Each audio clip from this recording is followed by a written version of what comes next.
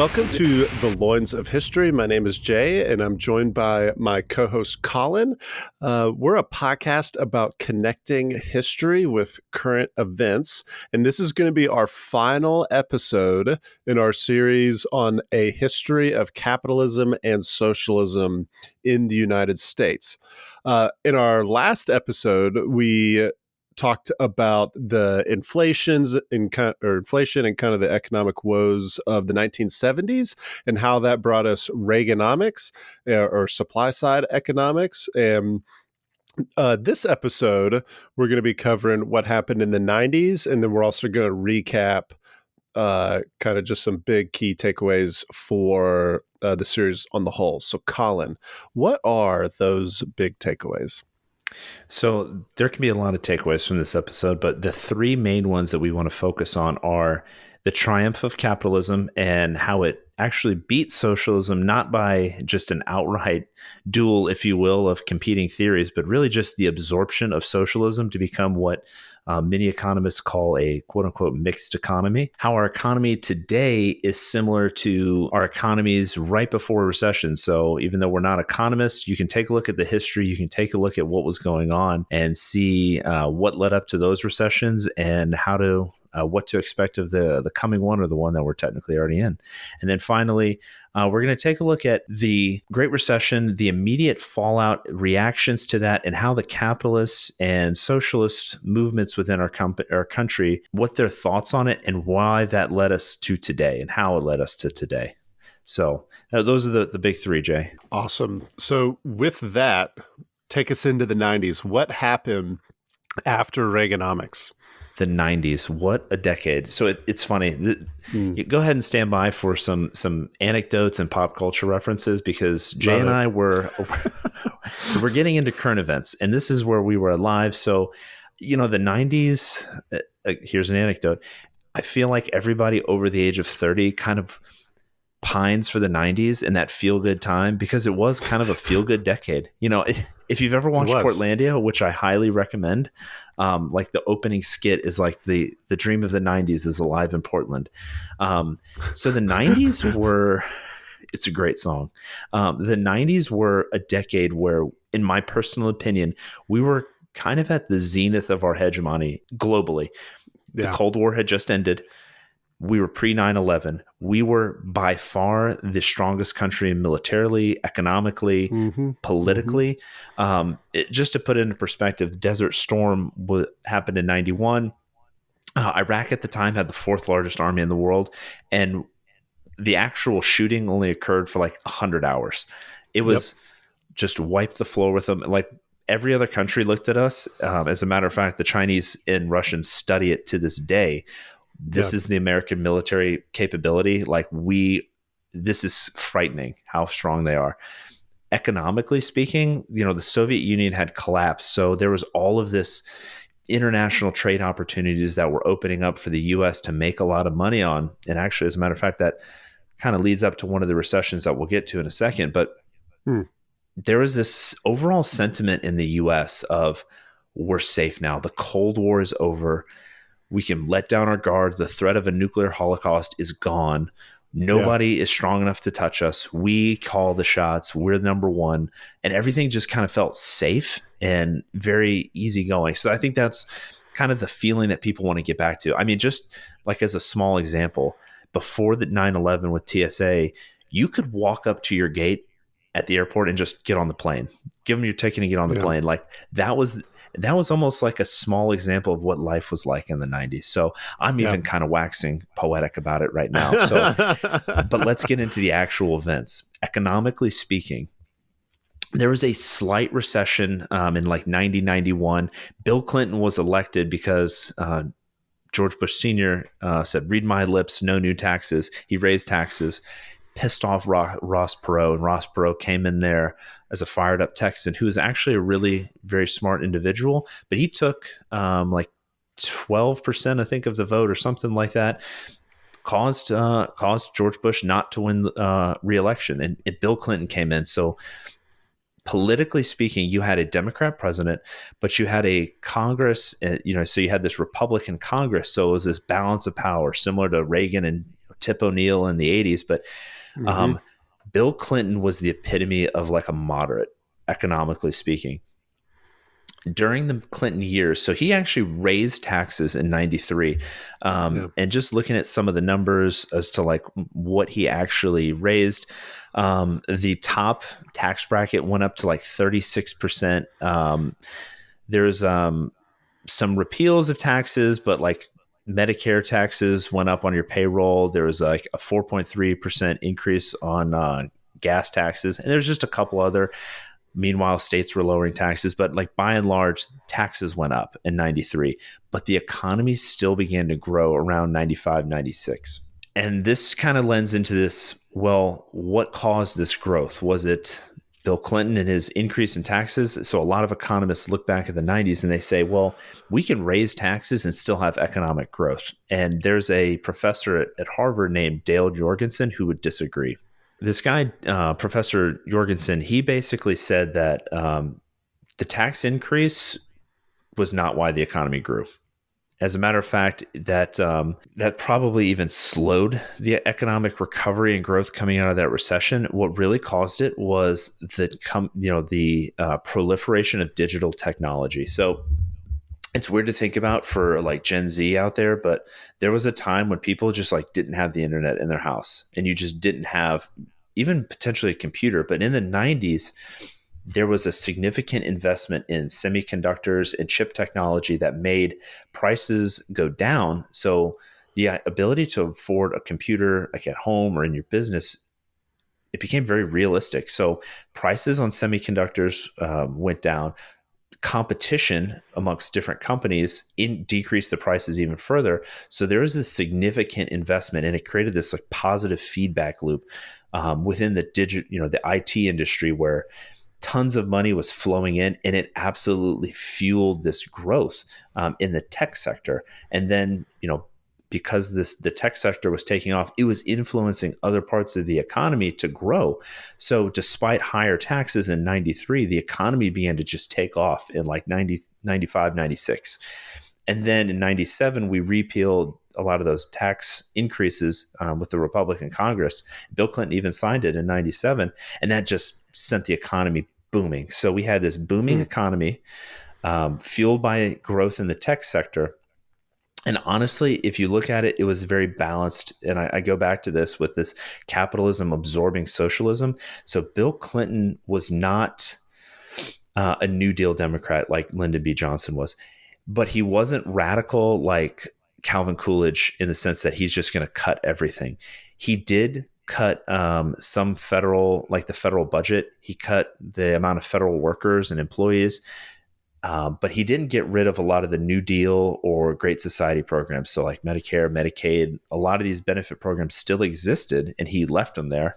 But he was able to we balanced the budget and had a surplus for the first time in like 30 years in 1998, which is, it's like you can't even fathom that right now with the way we spend and how just our economic policy in general. Which is huge because I'm glad you said that Bill Clinton was what'd you call him, an economic moderate? Yes. The epitome of it.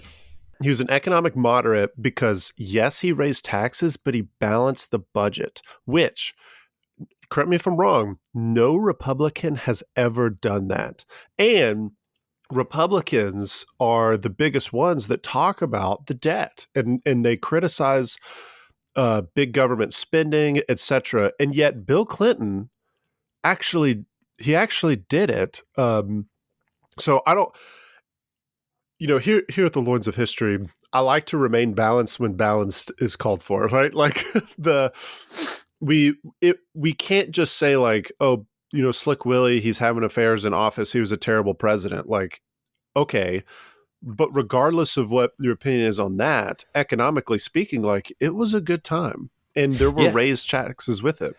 So and that kind of ties in, if you go back to our episode on the history of political parties, when we start talking about this era, there was a lot of mudslinging and this is the birth of a lot of distrust between the political parties and kind of a separation of them. But again, to Bill Clinton's credit, the raising of taxes it wasn't like a political stunt. It wasn't to pay for some program that was going to be 10 times more expensive than what they estimated. It was to balance the budget, which he did.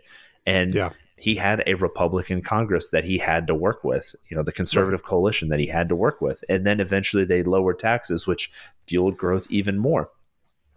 So all things considered, and I still even remember like seeing videos of like them, there's the debt clock going in New York. And I just remember seeing videos like when they balanced the budget, it's like stopped.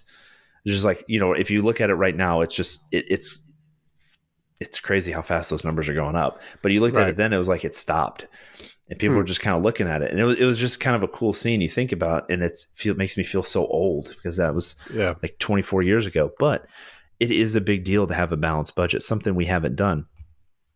All that to say, like, even though the 90s were good economically speaking, there were, like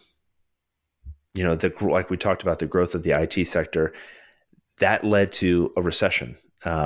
But before I get to that, I just want to highlight this. The first point is with capitalism, it absorbed this is the epitome of a mixed economy. Again, I say that because Bill Clinton did not get rid of a lot of this federal spending. It didn't go away. Some of it got reduced, but it didn't go away completely. It was still there, and there was still some heavy federal spending. Like that was a major part of the economy, was this public sector spending. But he also was able to help fuel private industry growth. So this is the ideal mixed economy. And I would argue that capitalism won, kind of like the British monarchy just absorbing and sharing power with British Parliament. They figured out how to work together. And it's, even though you can argue that a mixed economy doesn't technically exist, this is what economists would refer to. So Colin, that is really interesting, man. One question I have is, how did the .com boom and then subsequent bust in like the IT industry impact the economy in the 90s? That's a great question. So we just talked about how, from 95 to 2000, this boom in the economy driven by semiconductor technology and chip technology, and just really revolutionized the way we did work. So if we look back at a lot of previous economic booms, it's a lot of speculation, and people get FOMO and they want to invest. Well, the same goes for this .com bubble. So I want to make money too. Exactly. I want to make money too. Well, do you remember the E-Trade commercial? It came out in like 99 or 2000, like right at the peak of the .com bubble. It was like, he's got money coming out of the wazoo. He's got money coming out of the wazoo. And that was the first, that was like this, what they say, democratization of trading, where people could sign on to E-Trade and invest money. So people were getting calls from their brokers about where to invest, this new IPO, this new company. So with all this money flowing into Silicon Valley, well, just the IT industry in general, a lot of companies began to they would get an idea and they would pour whatever capital they had into advertising, marketing, and kind of this flashy idea of what they can do, but they never actually really produced revenue. So when a company would IPO, and just for everybody's awareness, an IPO is an initial public offering, and that refers to the process of offering shares of a private corporation to the public in a new stock issuance for the first time. So basically, it's done so companies can raise more capital from the average retail investor. So now you've got John Q. Public throwing their money into a company, and it helps them raise a lot of capital. So it's a big event for a company. And this was happening hundreds of times a year for these new companies IPOing. I think at one point it was like 400 to 500 per year from 95 to 2000. In the first quarter of 2000 alone, there was like 81. So once a company goes public, the responsibility of that company is to the shareholder, and their responsibility to that shareholder is to make money, is to increase revenue and profitability, to make them money. Those companies were not doing it. So like I said, they were pouring all of their capital, all of their money into this marketing, really putting some paint on the outside to make it look like they were doing something great, but they never actually generated a profit. A lot of them never even generated revenue. It was an idea. They put together a company on paper. They had a great marketing idea. I think once the money began to slowly run out and all these companies started failing, it triggered essentially a panic. And so people started selling in mass. So you think from 95 to 2000, the NASDAQ went from 1,000 to 5,000. That is a five-fold increase. Wow. In 5 years. That's insane. That is, anybody should have taken a look at that and said, hey, this might be a bubble. This might be a bubble. This is too quick. And nobody was doing the due diligence on these companies to ask, okay, how are they actually making money? That's a very simple question to ask. And I think that's Warren Buffett has a lot of talks on that, of where he invests his money. He wants to be, and people call him kind of this boring investor, but he's very smart because he wants to understand how a company can make money. And a lot of people had no idea how these companies were generating revenue. They just knew that they were putting money into this hot new stock. They didn't want to get left out. They have this great website, this great idea, but it never generated revenue. It was never profitable. And it triggered a collapse in 2000. And so the market went from the NASDAQ, I should say, went from 1,000 to 5,000. And then it went back down to like 1,000. So all of those gains just evaporated. And not every company was immune to this. So even like Cisco, Oracle, these tech giants who are still giants today, they lost like 80% of what they gained during that dot-com bubble. And then there's a company called Amazon, which managed to survive the dot-com bubble. And typically, once those companies survived, they were able to come together and formulate a better business plan. But the NASDAQ didn't reach those levels again until like 2015 or 16. So it was a huge bubble that burst. Wow. But a lot of it goes down to the fundamentals. How does this company make money? Yeah. Don't get bought in on a scheme, a get-rich-quick scheme through the market. Yeah, a big speculative bubble. Exactly. We're not actually profitable, but we will be. We will be. We have this great idea. It looks cool. And then they run out of money. And it's interesting to look back at the Great Depression. In the 20s, people were buying, there's this, okay, there's oil. I got to go buy this land because there's going to be oil there. I know it. And they were doing it on margin. So there's this, it's interesting. It's another speculative bubble. It just happened again, only instead of in oil and land, it happened in IT and in the digital space. So thank you, Colin, for that on the .com stuff. It's interesting about the .com bubble and bust in the late 90s, because that was bad, but that was pretty limited to a single sector, right? Like we hadn't seen a market-wide, economic-wide downturn really since like the Carter, the 79, 80, 81, like beginning of the Reagan administration. Things were bad. So just kind of continuing this theme, the 90s were more or less an era of good feelings to a certain extent. And there was this .com bubble that was bad. There was a lot of people lost their jobs, but the entire economy didn't plunge. So we don't really see that kind of thing again until the Great Recession, right? And the Great Recession started in like 2007, really 2008 is when things got bad, but it wasn't as bad as the Great Depression. And oh, by the way, for our listeners here, the terms depression and recession are more or less subjective.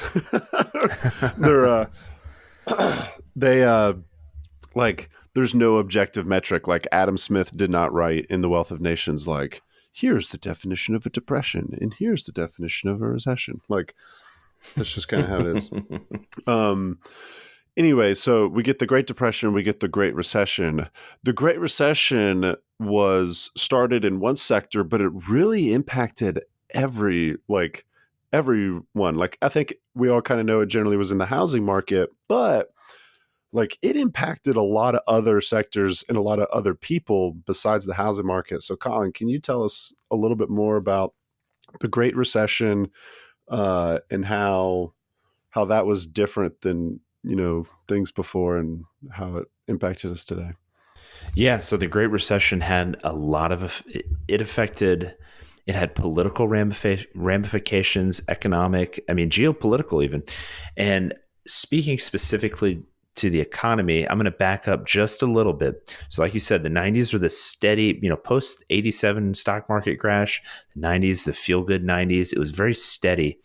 And in the late 90s to early 2000s, you had a lot of influx of foreign cash and investment from Asia and the Middle East, which banks, when they have money, they don't just like to sit on it. They want to loan that money out and get that money out so that they can make money and fuel growth. That's like a tenet of capitalism.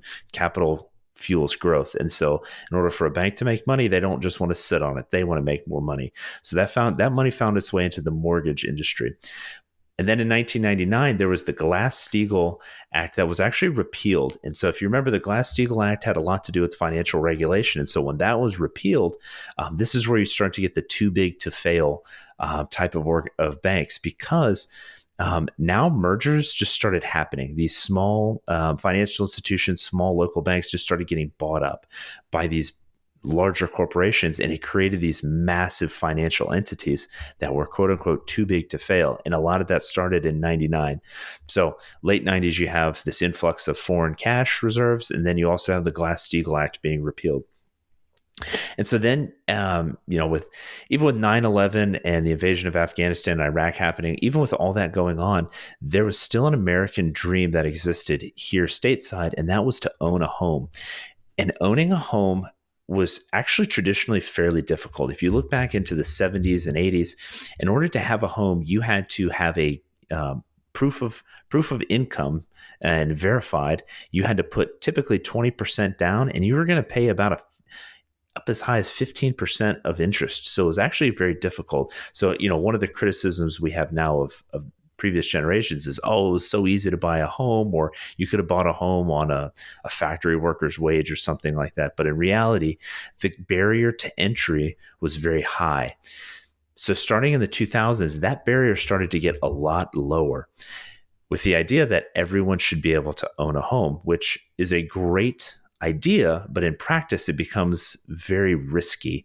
And so a lot of those entry barriers that were set up before, the 20% down, the verified income, that was all to de-risk the mortgage industry.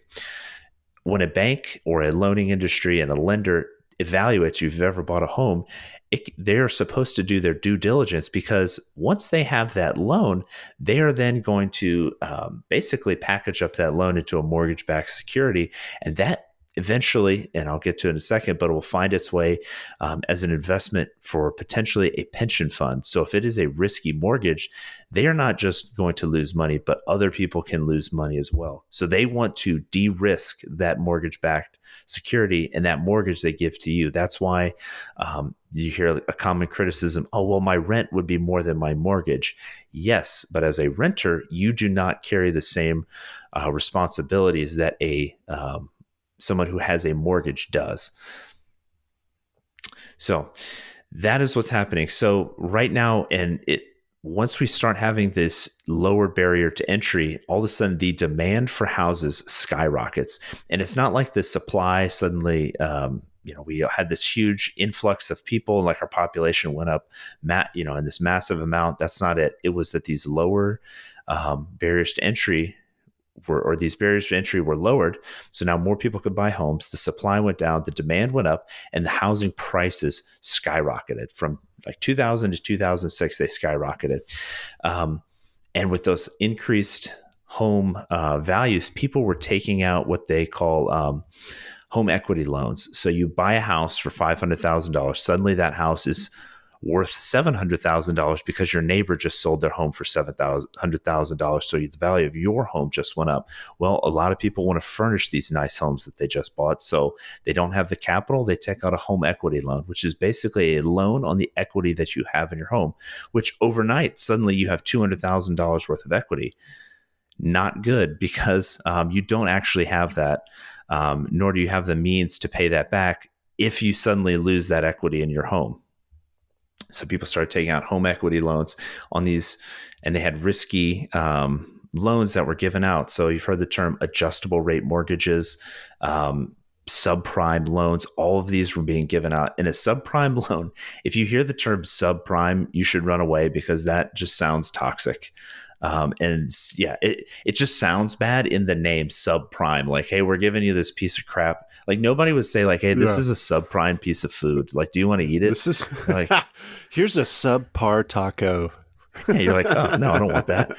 But they were giving them out because they were making money hand over fist initially. The banks and lenders were making money hand over fist initially. So that's the scene of how people were getting money. So let's take a look at how the banks and lenders were making money off of this. So as they're loaning all of this money out, in order to bypass these, so these giving out these subprime loans, they're giving out adjustable rate mortgages.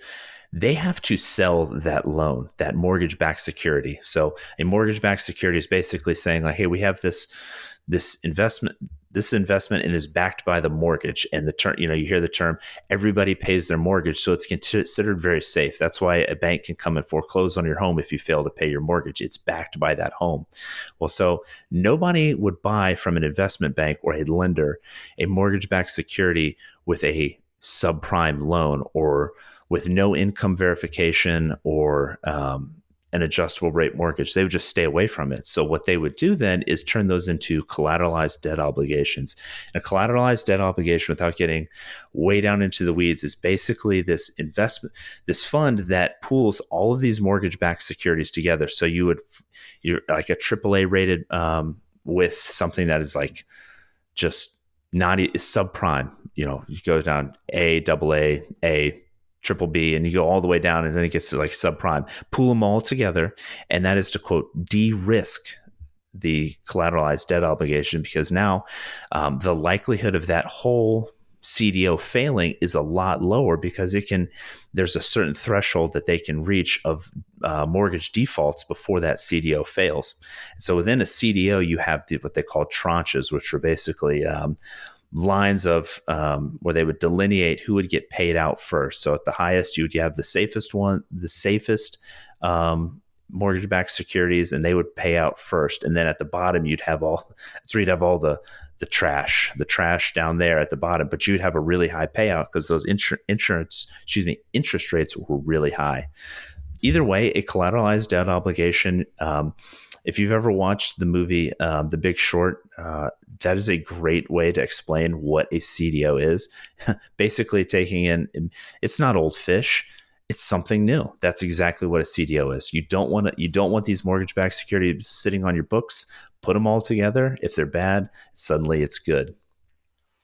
So those are being loaned out. And mind you, these are being sold eventually down to like pension funds and retirement funds, investment funds. So people's livelihood and pension was oftentimes basically reliant on people paying their mortgage. We'll get to that in a second.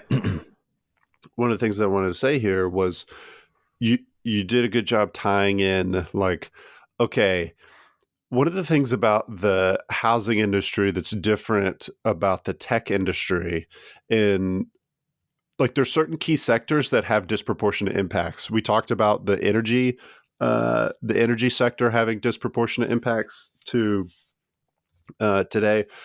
The thing about the mortgage industry is because that's the number one way that average people usually get a very large loan, right? Like small businesses and big businesses, right? They loan money from the bank too, but average people don't usually take out significant business loans. So if they take out a big loan, it's usually for a house, right? Well, when they can no longer pay their loans, so the banks are heavily invested in people's homes. Well, when they can't pay, all of a sudden these banks collapse. Like that's one of the things. And when these banks collapse, then that starts affecting the businesses. So we get a similar situation that we had in the Great Depression, right? Where because of the stock market crash and then the runs on the banks, these banks close. And I was I was just looking up in 2008, 25 FDIC insured banks closed their doors. That was more than like the last prior decade combined. That was in 2008. 25 closed their doors. In 2009, 140 banks closed their doors. And in 2010, 157 banks closed their doors.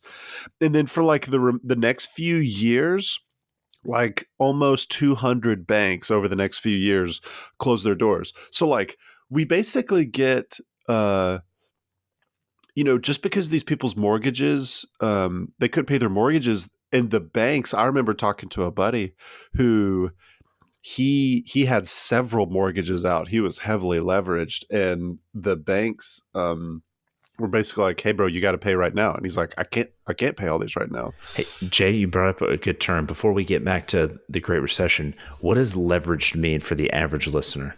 So it just means that you're basically in debt up to your eyeballs. Which, to be honest, to be leveraged is not necessarily a bad thing. So when you talk leverage, another way of quantifying how leveraged you in fact are is your debt to equity ratio. So this is an accounting term, right? I think the average S&P 500 debt to equity ratio is somewhere around 2 to 1, right? So i.e. they have double the amount of debt, 2 to 1, than they have equity. This is not a bad thing. This is because these S&P 500s make billions upon billions of dollars every single year. Their revenue is ginormous. The American economy runs on debt. Absolutely. If you haven't realized that so far with our economy and our spending right now, the American economy runs on debt. And you can utilize debt in order to make more money, even as a retail investor or consumer. You can do it if you're smart. You have to be very careful, as we'll see. Yeah, it all depends on what your income is. And to your point, for these subprime mortgages, what we were finding out was these people couldn't actually afford these mortgages. To put it back in the business sense, sometimes, and this is super subjective and dependent upon what industry we're talking about, but there's successful businesses that have debt to equity ratios up to like 8, 9. Once you start getting up in that territory, people start getting very concerned. But like having double the amount of debt to your equity, i.e. how much like assets you have on equity is how much assets you have on hand, more or less. Like you could have 8 times the amount of debt and you're still not bankrupt. You're still not necessarily like you are able to make your payments. Insolvent. Right. You can still be solvent with that much debt. So Jay, I want to back up just a little bit because you brought up something about the due diligence piece of it and people not actually being able to pay that, because not only were we lacking due diligence in people in investigating these mortgages prior to issuing them and lending them out, but there was a lack of due diligence amongst the CDOs in investment banking industry as a whole, and the mortgage industry, I should say, as a whole.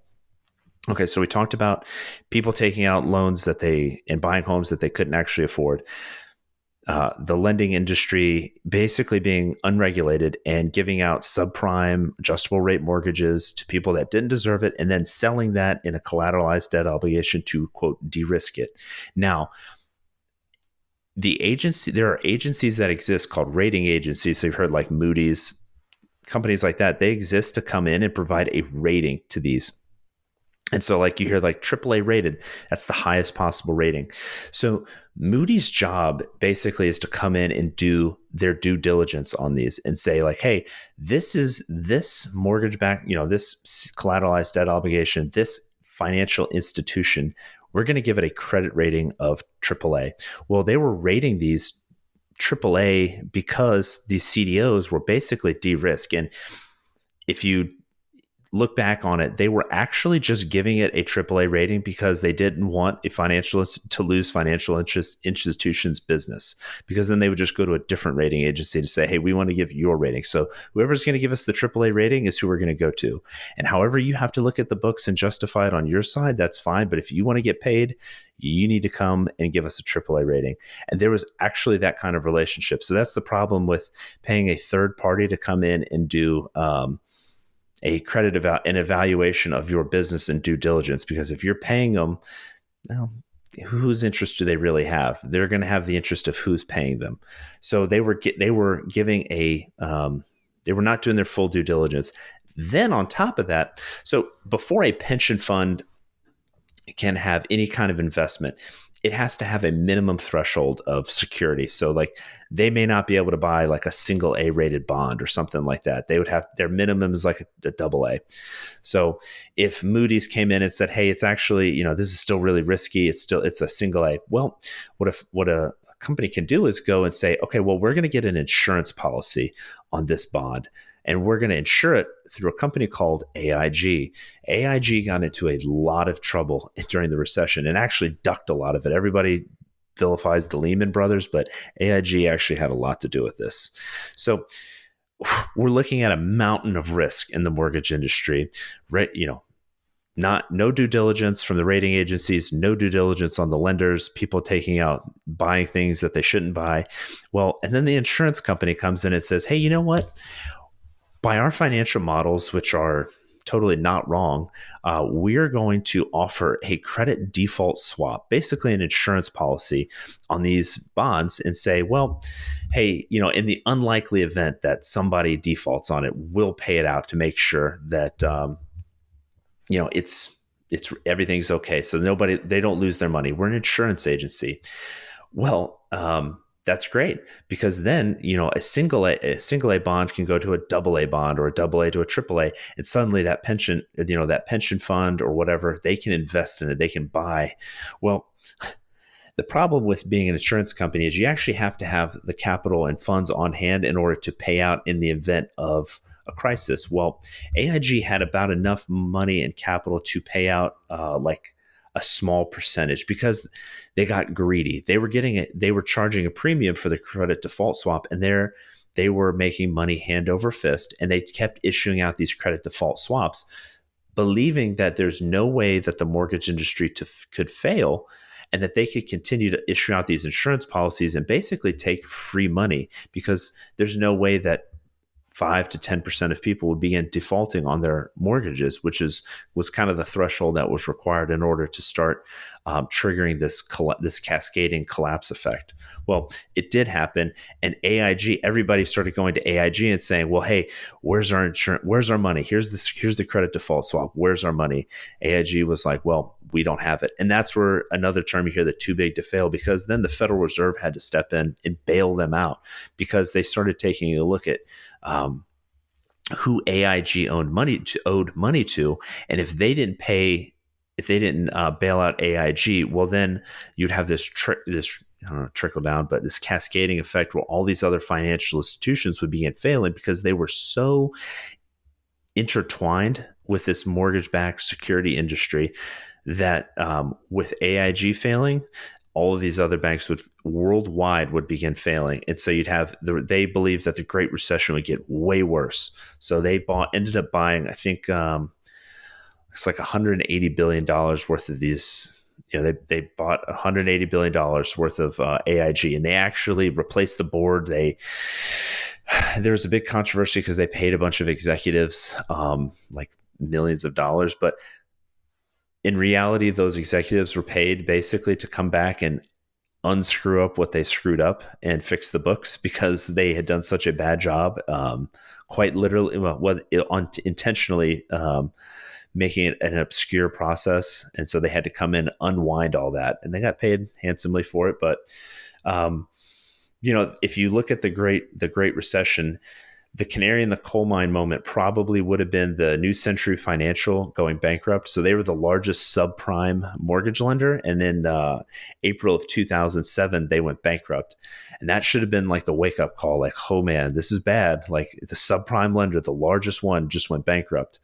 But it didn't. And in spring of 2008, so March, Bear Stearns famously went bankrupt. And it was like the day before they were out talking about how strong Bear Stearns was. I'm pretty sure, of course, Inverse Kramer, which, if you've watched, some Seinfeld. Anything? No. I was going to say Kramer on Jim Kramer on CNN. If you basically you listen to anything, Bear Inverse Stearns Kramer, is super. yeah.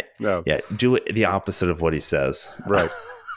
Yeah. Anyway, but they failed in 2008, and then finally the Lehman Brothers in September of 2008 went bankrupt. They ended up owing, with another issue with these credit default swaps, is they weren't regulated again. So with CDOs, they were on your books, and it's not like you could sell them just overnight. It's like, hey, we got to get it off our books. We got to sell it. You had to find other buyers that were financial institutions. So if they went south, and all of a sudden these mortgages were worthless, you were left holding it, and it was now worthless. And the Lehman Brothers, I think, owed like $400 billion. And they just couldn't pay. And so in September, they went bankrupt. And then for the next month, the Dow Jones lost like 3,600 points, which at the time was massive.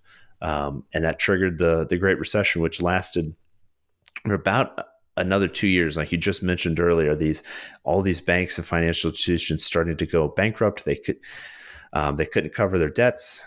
They started going bankrupt. Unemployment reached somewhere around 10% average for most Americans in 2009. And I want to say, looking at this, there was, over the next 18 months, about 17.9 or $19.2 trillion worth of wealth erased worldwide, and 7.4 trillion of wealth just in the stock market alone was lost. And we really didn't regain full employment, I think, until 2015. So, for most millennials out there, this is kind of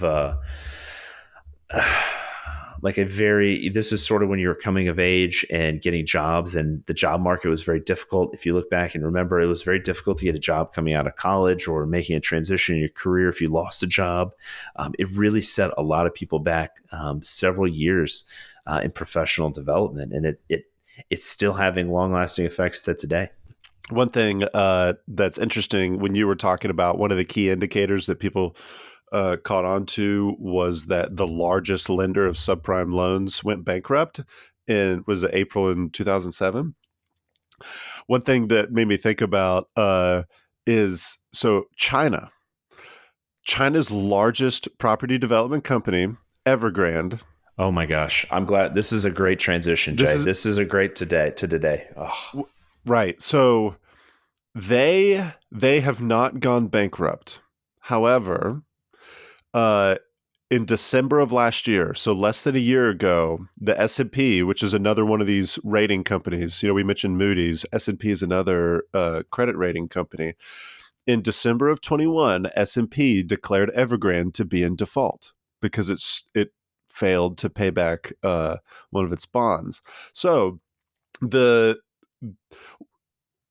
in response, they're basically selling off various assets because these assets are not making them money.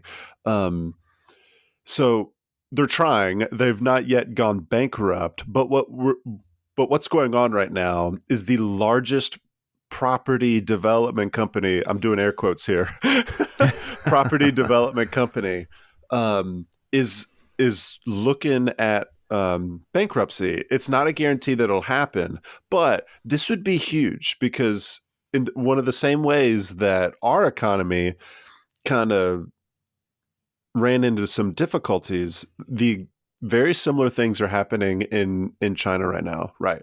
Jay, that's a really good point. So if we're going to tie the Great Recession to what's going on today and some of these, the canary in the coal mine moment, I think Evergrande that's a really good indicator. That's a great canary, because much like AIG and some of these other banks were, quote, too big to fail because of this interwoven system that we had. So if one failed, it'd create a cascading effect where all these others would fail. Well, BlackRock lost about $250 million almost immediately from Evergrande because they have a heavy exposure to the Chinese real estate market. And the housing market in the Great Recession had worldwide effects, but it was triggered by the housing market in the US. Me personally, being the novice historian and economist, I tend to look at the Chinese real estate market and understand that there's a bubble, and something like Evergrande being in default is a very good indicator of that. If you look around, just eyeballing it, there's a great scene in, again, I go back to The Big Short, but where like Steve Carell and his team are like down in Florida, and they're driving around and they're just kind of interviewing people and looking at the process to buy a home and just driving around at all the for sale signs. And they understand, they're like, this is really happening. If you go to China and you look at the real estate industry, there are entire cities built that are empty because they were built on this propped up investment that was backed by the Chinese government, of course. And it's basically, in reality, it's worthless because nobody's buying it. Nobody's living there. There's some cities that have less than 10% occupancy because it was all built on a bubble. And if you looked right now in current events, the Chinese are not reporting a lot of key GDP numbers. And they are intentionally doing that, I think, because they are so bad that they could trigger panic amongst its foreign investors, i.e., American financial institutions, who will look at this and say, holy cow, we've got to get out immediately. And they will start pulling all of their funding before they lose all of it. So, and that could trigger, like I said, a recession worldwide. Right. Well, the good news here specifically for Evergrande is that the Chinese must be Keynesian economists. Who'd have thought? Yeah, because the Chinese government is intervening pretty significantly. Yeah, they're lining up tanks outside of banks to keep people from going on a run on their own money. Yeah, they it's kind of interesting. They Hong Kong. So in 2016, apparently an American short seller had basically published a report saying like Evergrande's financials suck. And he literally was suspended for 5 years and was given a trading ban. And they basically said like, hey, we need to relook at freedom of speech in Hong Kong's financial markets. Because if any sort of scrutiny or due diligence would prove that this is all a dog and pony show, this is not reality. This is not there. The fundamentals are not there. And that's right. Shoot, I don't know. I'm not a millionaire investor or anything like that, but you can take call it the sniff test, the canary in the coal mine, the sniff test. You can take a look at it and say, hey, you know what? There's no way that they could sustain this level of growth naturally and it not be a bubble. There's just no possible way. Yeah. And they're Keynesian. That's a great joke, but that's the only reason that a lot of I think Evergrande is one of them, but I think that's why their economy has not, fully collapsed, if you will. They're basically propping it up for right now. Yeah, and we've kind of known that the Chinese do some super sketchy stuff with their books, and their currency along the way. But so Jay, tying it back to the American economy in the post, and I just want to hit on this to kind of summarize the series in this episode. But politically speaking, after the Great Recession, there was two. There's the TARP Act and there's the ARRA, and those were, the TARP Act was basically the bailout. So that was the government coming in and spending $700 billion to bail the banks out. That created a massive political backlash on the right and left. So a lot of, on the right, it was the Tea Party who had its roots in the CSE. So it was, Consumers for Sound Economic Policy, had ties to the Koch brothers, but the Tea Party was basically like, the government is too big. We don't like this. We want a more laissez-faire government. And we want to, here's the government's delineated responsibilities. We are pissed that they bailed the banks out. They overstepped their authority, and we're upset about it. On the left, you had the Occupy Wall Street. And if you remember it was where you had a bunch of, homeless people. You had a bunch of protesters who showed up and they occupied Wall Street for like 2 or 3 months. And it kind of fizzled out as a movement, but I think it was very interesting to see, like, they were up, the left was just as mad, and they kind of had a different sort of solution. They wanted the people to be bailed out by the government. And I think it's interesting as we look back in this whole series that in most on the socialist side of America, they wanted a kind of a minimum standard of living, a minimum quality of life provided to them by the government. And it goes back all the way to one of the first episodes where we talked about, like the social contract in Rousseau, and, hey, you know what, we're going to give up some of our individual freedoms for the greater good and the good of the collective. And, it is the government's responsibility. And that really evolved. That did not exist during the mercantile system prior to the Civil War. And it really didn't start taking shape up until the Gilded Age. But they believed through, and there's some validity to what they were asking for: a minimum wage, no child labor, please, child labor laws. We want some unions that have a say for workers' rights. But they, ultimately at the end of the day now, and Occupy Wall Street kind of, and the left, the socialist movement now, it's really the government needs to provide this. These are the things that we want from the government to provide to us. Whereas on the right, with the Tea Party, and they kind of embodied it, it was much more of a, hey, we want to do this on our own. We do not want the government to step in. Our rights are not derived from the government. The government exists simply to protect the rights that we have that are bestowed to us from a higher power. We want to continue to proceed down this way.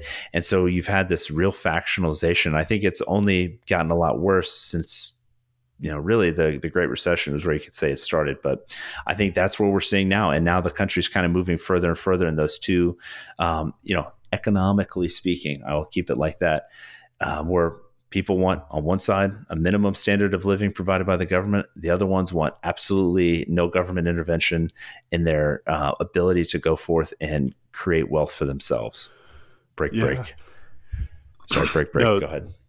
No, that's a really good way of putting it, because a lot of debates between socialism and capitalism these days, they don't, like, they have these like ethical connotations to it, and that's good and fine, but just to give another shout out to Thomas Sowell here, love Thomas Sowell on this podcast. He has a really good book called A Conflict of Visions, and what the ethical debates kind of miss out on is what vision for the world that each one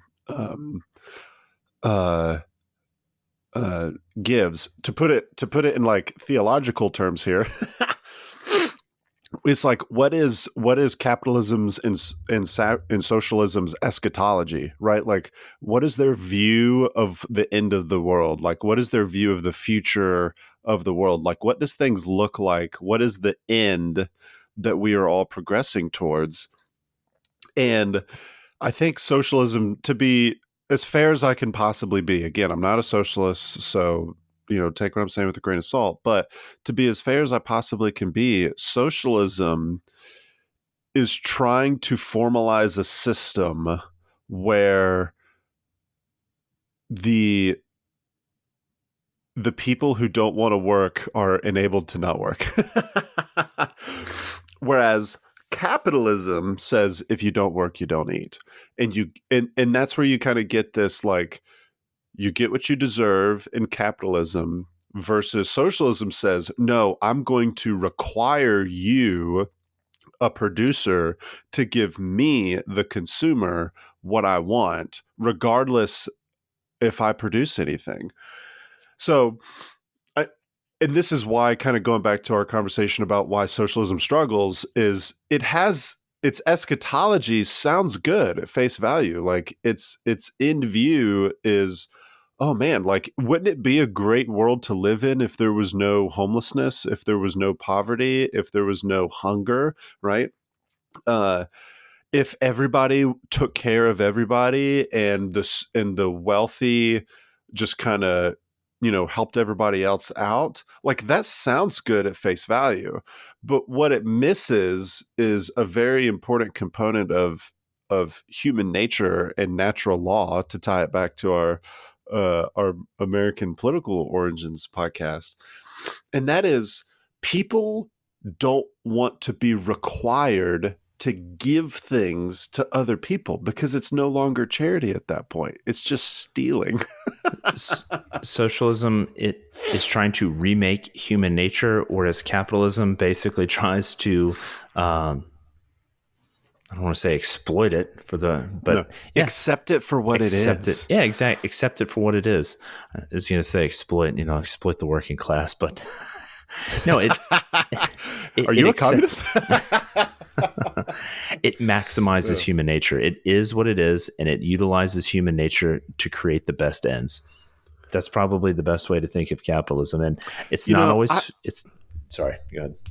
I don't know. I don't think it maximizes human nature, because the problems with capitalism, as we've talked, I mean, just like all these speculation things, like, I'm going to be irresponsible with my money. I'm going to try this get rich quick scheme, and it doesn't work out.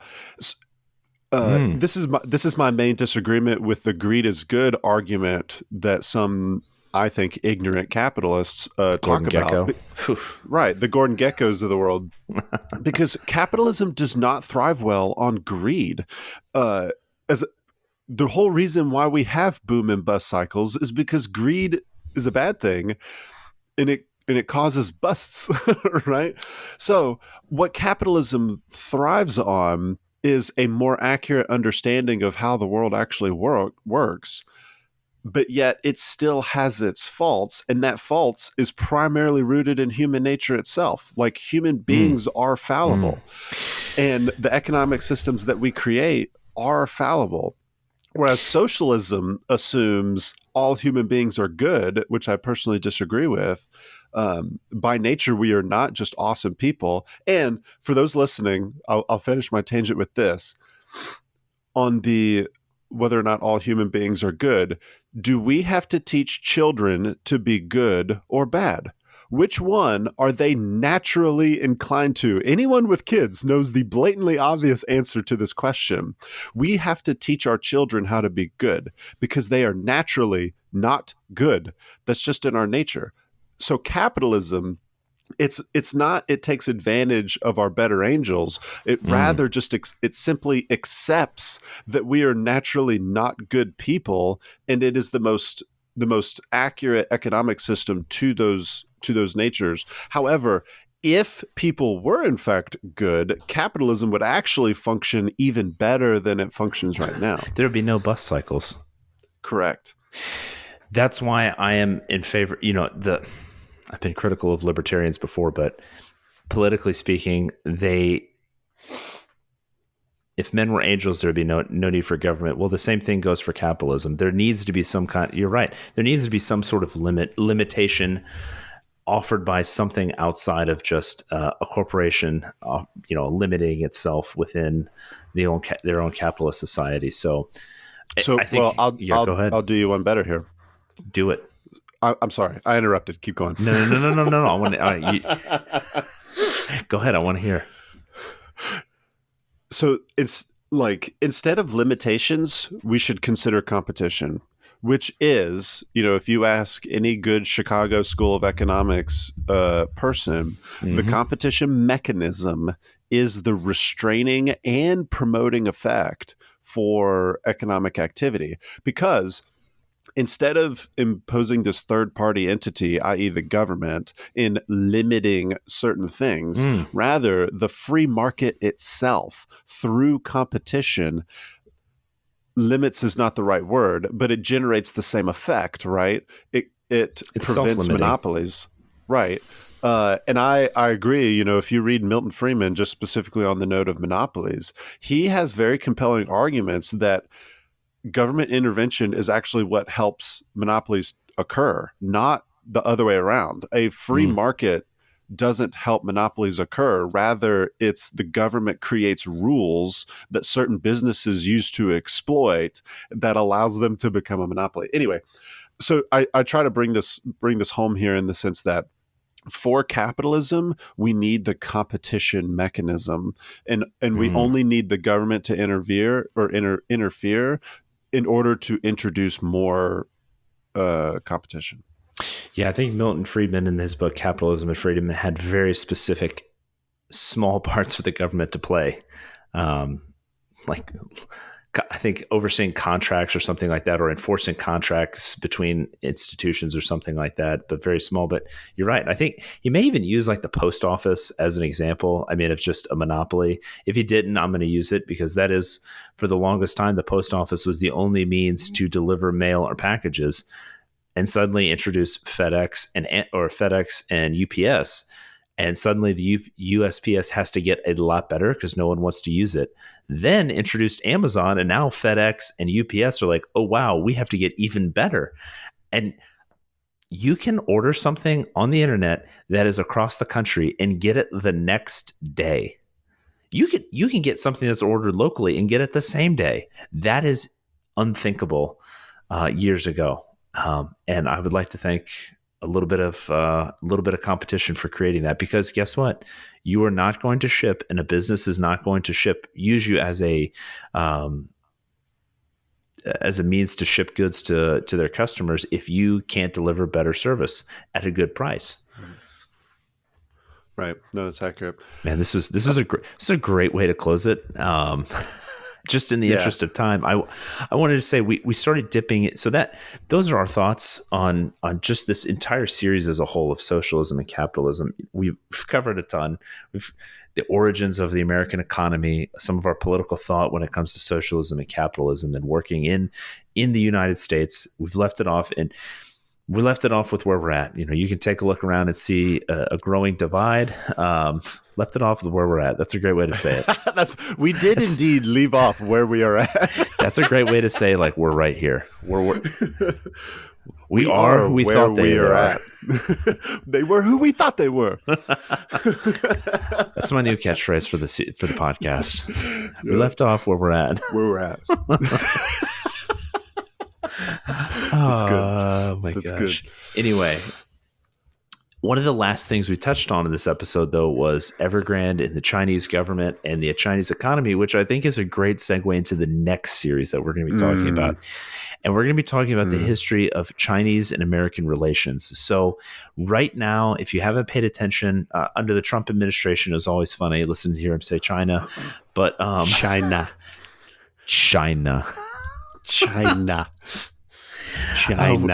I cannot do it. I don't have a New Yorker accent. I'm going to get a sound clip and just play it every time it comes up. But anyway, we're going to be talking. They've been in the forefront of the news. If you buy any good, it comes from China. More than likely, it comes from China. Our economies are absolutely intertwined to the point that if one fails, the other probably will too. There's some fascinating history about where we got to today and how we got there. And that's what Jay and I are going to cover next on our next mini-series. So please come in and listen for our next series on the Chinese-American relations.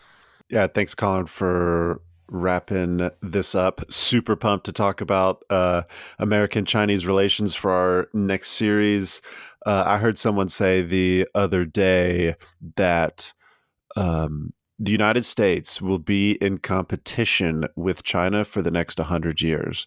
And to me, that really helped zoom out to, oh, wow, we're not actually talking about current crises here. China is more or less out of its century of humiliation, and they are here. Sounds like a marathon. Yeah. Well, 100-year marathon. Don't get me started on that book, man. We're going to talk about it. Yeah, we're going to talk about it. And I can tell you why I don't recommend you read that book. But anyway, we'll save that conversation for the future here. But hey, if you enjoyed this episode, we really appreciate you listening. We enjoy doing this podcast for you. So thank you. Big thank you to all of our listeners out there. You guys are awesome. Uh, I'm super pleased with all of the non-US listeners that we have. About 35% ish of our listeners are from outside the United States. And to me, it is mind-blowing that there are people who are not Americans that actually give a crap about what we have to say. This really wasn't, we So, didn't intend this to be an American podcast, but it seems like the last like 2 series that we've done have just been all about. So we're yeah. going to try and branch out a little bit now. So sorry, Yeah. international listeners will probably appreciate this. Yeah. Well, if you enjoy learning about America, here you go. But you're also getting some Americans' perspective on global events. But on that note, we actually want to hear from y'all and our American listeners as well. Another shout out. Can I just give a shout out to all the listeners that we have in Chicago? We have a ton of listeners from Illinois and Chicago. You guys are awesome. I don't know who you are and why Chicago all of a sudden just, maybe it's because I keep talking about the Chicago School of Economics and what a fan I am. And they're just like, yes, our people. But anyway, thank you. Do you call people from Chicago Chicagoans? What do you call them? I don't know. Feel free to respond to Jay's question. Yeah. Tell me, what do you guys call yourselves? Anyway, thank you to all of our listeners. If you want to interact with us, we're on social media. We're on Twitter. We're on Facebook. We're on Instagram. You just search for Loins of History, or you can click the link in the show notes. If you really like this podcast, you can support us as well through Anchor, who hosts our webpage, or we have a Patreon page as well. And but the number one way that you can help us out is by leaving a rating. The ratings really help us get the word out. That actually helps promote where people find their podcasts on the podcast websites themselves. So rate us on Spotify, rate us on Apple, rate us on Podcast Addict, wherever you listen to us. That would be greatly appreciated. And with that, I think that does us here for the Loins of History, and we're looking forward to seeing you next week.